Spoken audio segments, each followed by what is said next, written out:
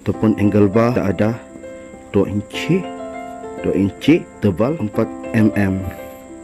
So kita akan gunakan ni sebagai bahan kerja kita. Saya ada aquarium, saya akan buat kaki aquarium. Aquarium saya bersaiz 3 feet, lebar pula 2 feet, turun. So kita ada sini tengah sebagai dia punya. Saya akan ambil tinggi sebanyak lebih kurang 1 meter tinggi, 2 feet, 3 feet, 1 meter. So jom kita mulai forward, dan inilah kita punya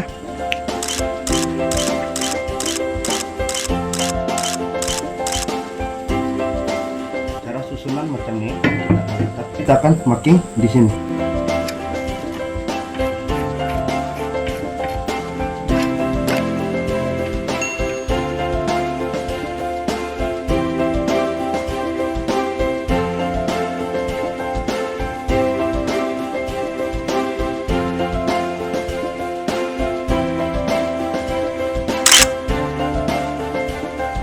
Kita akan buang karat menggunakan wrapping disc.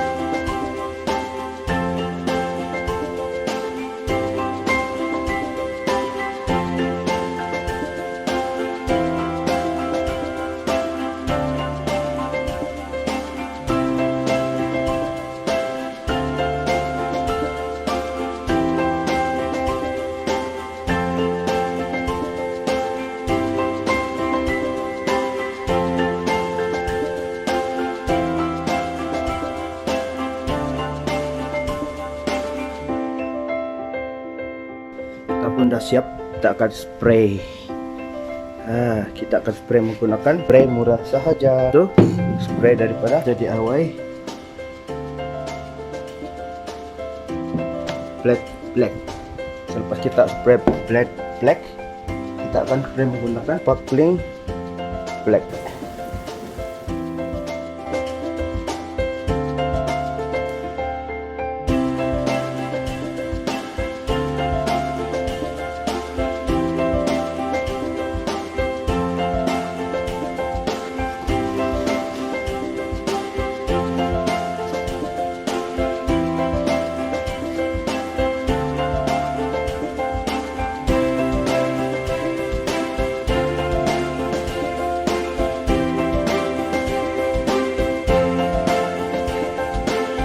Inilah hasil daripada kaki tadi yang kita DIY buat.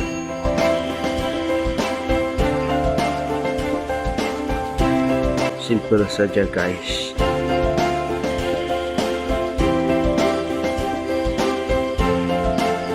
Ikan karo, jernihnya air.